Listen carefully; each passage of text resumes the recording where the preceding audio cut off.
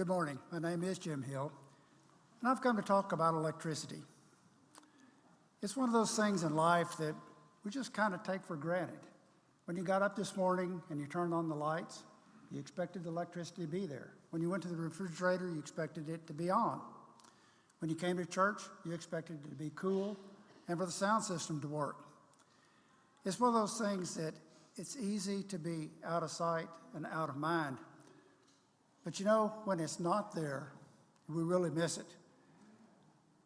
Most of us went through Hurricane Beryl about a year ago.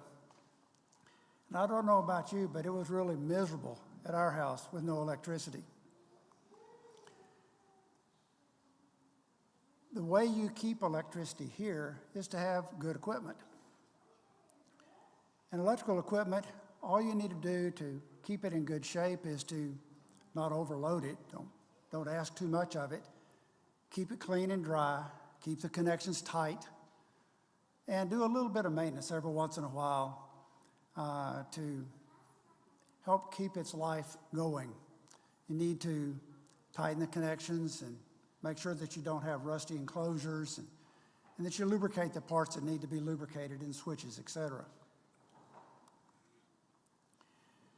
Let's talk about the electricity here at Chapelwood. I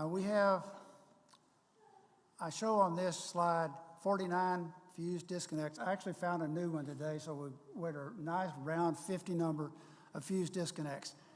And you see they range in size from 800 amps down to 30 amps.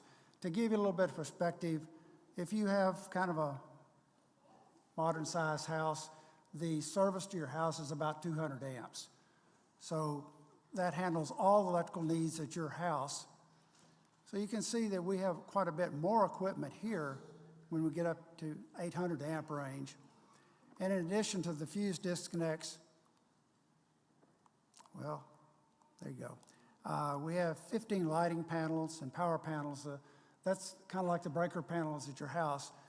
A lot of them are small, like you have at your house, like the one on the left, but some of them are quite large.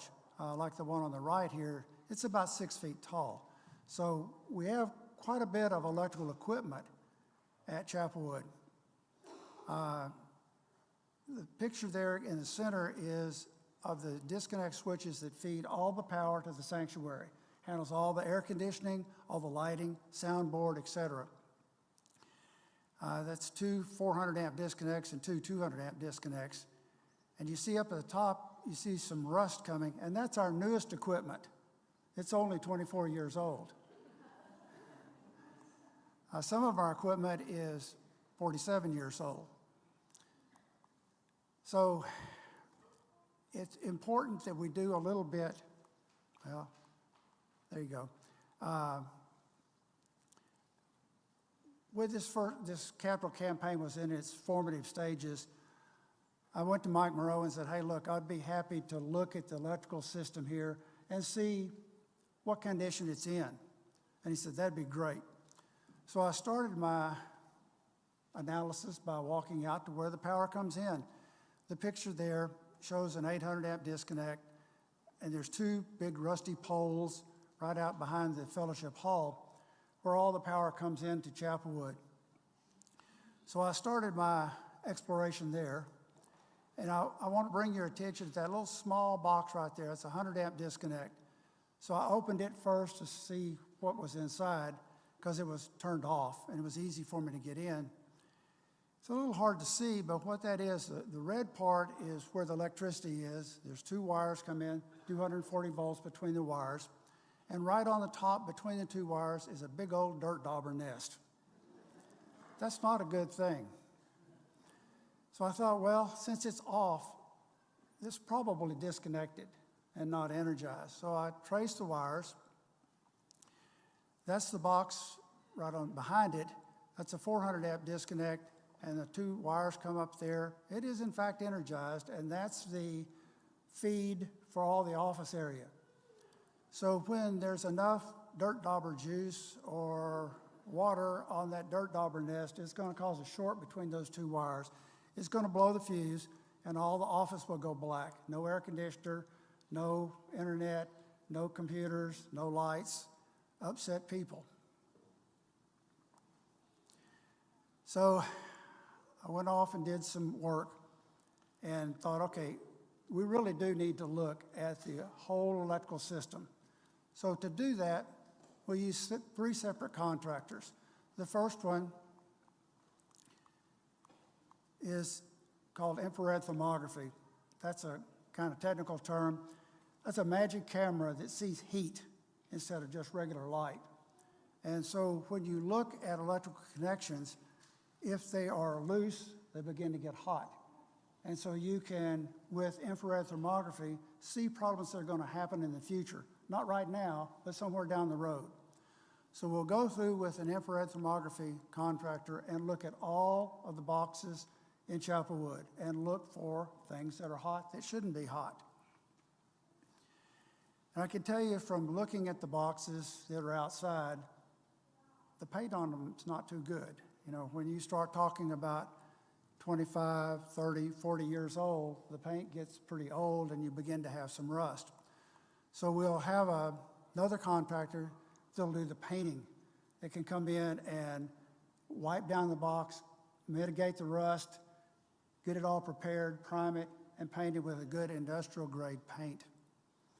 And along with that same contractor, the incoming service, some of that equipment is like 25 feet in the air, so we need a scaffold to get up to where we can look at that equipment and do the maintenance that's needed.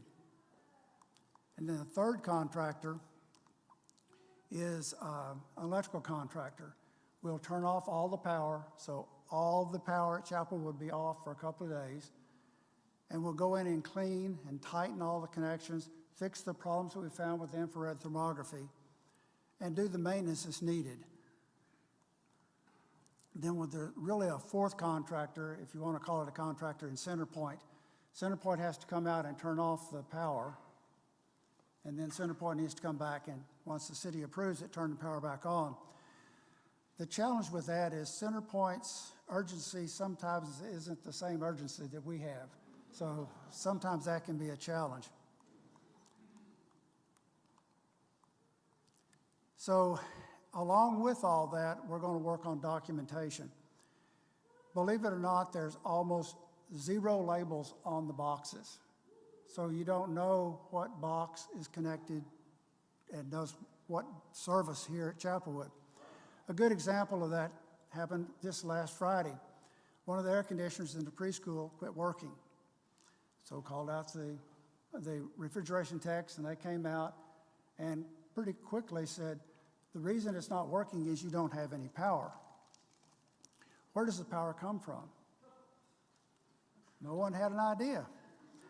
So that's a problem. So along with this, fixing all the problems and cleaning up and painting all the boxes, we'll also do some documentation. While it's down, we can do some tests to say, does that box really feed this box? Yes, it does. Right now, we can say, I think that box feeds this box. I think it's not good enough in electrical. So we'll go through and document all that, get labels, put labels on every box that says, what is it for? What's its name? Where does it get its power? So if you have a problem and you need to turn something off right now, then you can follow the documentation and get it turned off.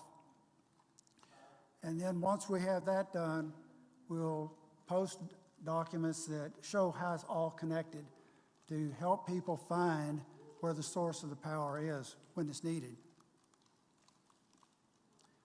So when does all this start? Well, the plan is to have a total outage starting on August the 28th of this year. Why August the 28th? Because that week the preschool is out. And Jennifer tells me that she can find a place for her teachers to go do what they need to do during that week and cause minimal disruption. Hopefully we can do it in 2 days, might stretch it to 3, depending on how urgent CenterPoint feels about getting our power back on. But why do we do this? Well, completing this rehab will, number one, improve our electrical safety from the standpoint of both that you maintain the gear where you don't have a bad electrical short that causes really bad things to happen, but also, like I said with the documentation, to where you know where the electrical feed is for each piece of electrical equipment. It will prepare our equipment for a lot longer life. By maintaining the equipment, I hope that we can get another 20, maybe 30 years out of the equipment. Even though it's old, it's still good equipment if you maintain it. And like I said, we can identify potential problems that are coming in the future and stop that now before it becomes a catastrophic failure. One catastrophic failure on one of those big disconnects will cost way more than all of this work to maintain it now. So I hope that you will very much consider giving to the capital campaign where we have the funds to help Chapelwood be a great place to worship and a great place to inspire people for years to come. If you have any questions about this or comments, please see me. I'll be around after the benediction. Thank you.